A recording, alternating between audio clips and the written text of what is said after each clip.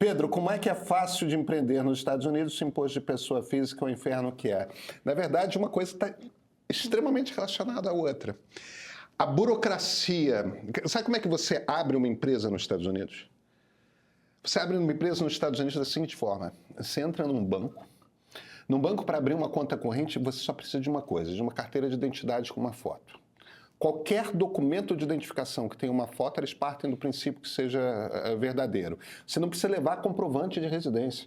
Você simplesmente se vira e fala: eu moro em tal lugar, eu moro na rua tal, número tal, CEP tal, e pronto.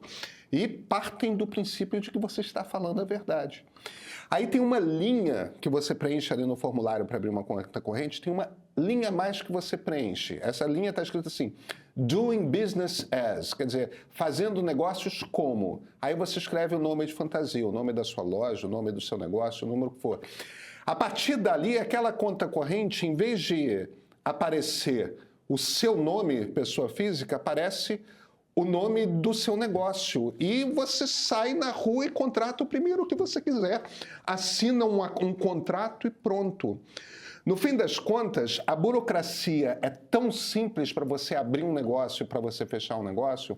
A quantidade de leis e regras que você tem que seguir é tão pequena quando comparado com um país como o Brasil, que muita gente abre e fecha negócios. Muitos desses negócios dão errado, muitos desses negócios dão certos. Um percentual muito mais do que metade do PIB americano está nas costas não de empresas gigantes, mas de pequenas, como eles chamam lá nos Estados Unidos, mom and pop shops.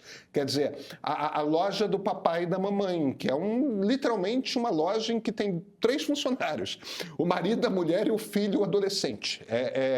Às vezes mais 2 ou 3 pessoas. E isso é a base da economia americana. Agora, justamente porque essa burocracia é muito simples, o governo, o IRS, que é a Receita Federal Americana, tem uma quantidade muito menor de informação a respeito do que as pessoas estão fazendo.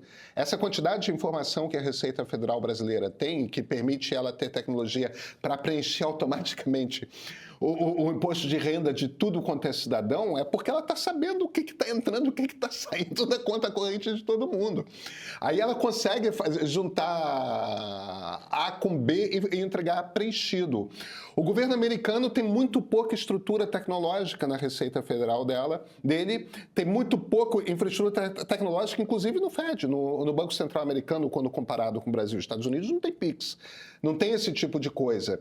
E isso acontece porque o sistema bancário americano é extremamente descentralizado. Você tem uma quantidade imensa de bancos que são bancos regionais, são bancos locais, porque também é muito mais simples você abrir um banco nos Estados Unidos do que no Brasil. Eu não estou defendendo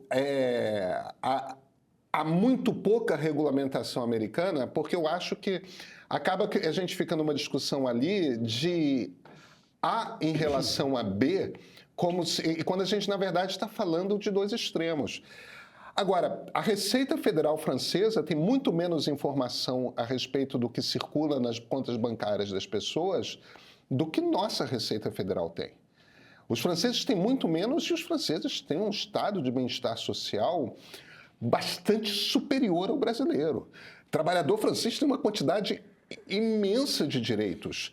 A previdência pública francesa é um problema tão grande para os franceses quanto é para a gente. E, no entanto, ainda assim, eles têm uma quantidade muito menor de informação. O H. Souza, por exemplo, fez o seguinte comentário: a Receita Federal tem suas regras de pagamento e nada disso vai mudar. Passaram a existir outras fontes de pagar, PicPay, caixinhas, Nubank, etc. A Receita se adequou e subiu a régua, aliviando o detalhamento. É isso.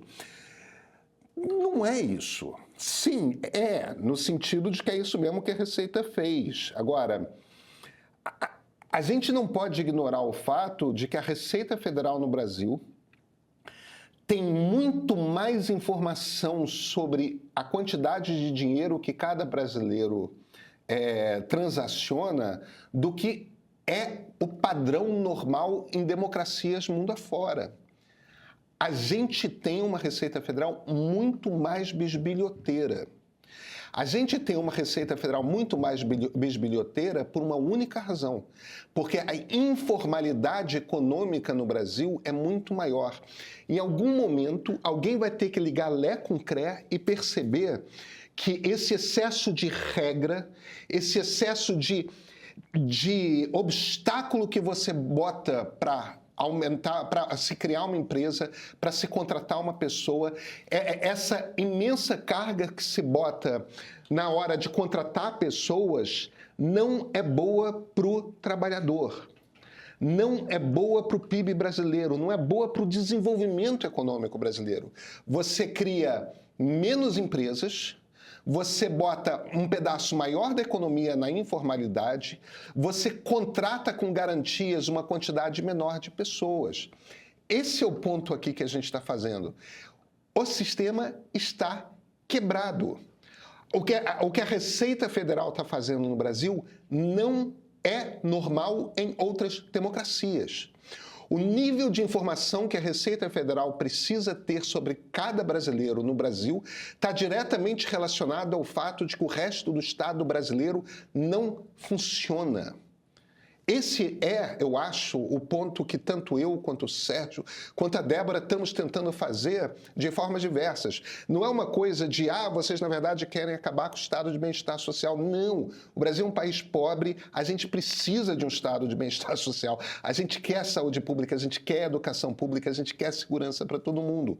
Só que em algum momento, Lé tem que ser juntado com Cré. O ponto, Pedro, desculpa. Por favor. Por favor. O ponto é que o estado de bem-estar social que o Brasil tem já não é mais financiável faz tempo. E vai piorar, né? Como você até falou no vídeo que a produtora Miriam mandou para mim, né? Com tudo que a gente sabe sobre reforma da Previdência, todo o governo vai ter que fazer. O governo Lula fez no fim de 2003, eu estou falando assim de 15, 20 anos atrás, porque eu lembro de um tempo em que o PT avançava essa agenda liberal, né? E eu sou mais otimista do que o Pedro, no sentido de que eu acho, né, pelo menos desde 2015, desde 2016, com esse interregno do governo Bolsonaro, que as ideias liberais ganharam força, inclusive com o MDB ou PMDB em 2016 com o Temer. Mas é notável que esse tipo de agenda só conseguiu ganhar no voto em 2018 com Bolsonaro, que aí é um governo, como a gente viu, um governo mais para autoritário do que democrático, né? Então, assim, eu vejo um desafio no campo das ideias, que é como conciliar a agenda econômica liberal que é necessária para o futuro do bem-estar social no Brasil.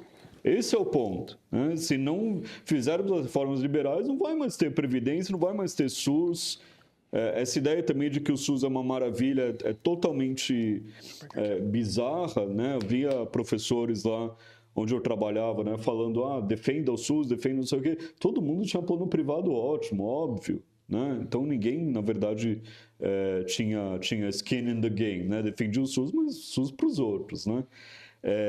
Então, como o desafio que eu vejo para a política brasileira nos próximos meses, próximos anos, é convencer a maioria do povo brasileiro, né? Ainda bem que não sou eu que tenho que fazer isso, né? Mas convencer a maioria do povo brasileiro que essa agenda liberal é compatível com a democracia, é compatível com, né, ganhar no voto e com a inclusão dos mais pobres também, principalmente, eu diria isso. Eu queria responder o comentário, não lembro o nome da pessoa, me desculpa, falando sobre a reforma trabalhista. Saiu uma pesquisa do IPEA, que fez um levantamento sobre o impacto da reforma trabalhista e, acreditem se quiser, gerou um saldo positivo de empregos. Para dar um exemplo concreto, ficou muito mais fácil contratar estagiário, que é o primeiro emprego de muito universitário. Gente, é uma burocracia gigantesca. E aí virou um contrato que, tudo bem, você ainda precisa levar para a universidade. Se você está na universidade pública, é difícil achar o coordenador do curso às vezes. E aí são 3 vias. Enfim, ainda um pouco chatinho, mas muito mais fácil do que era antes da reforma trabalhista.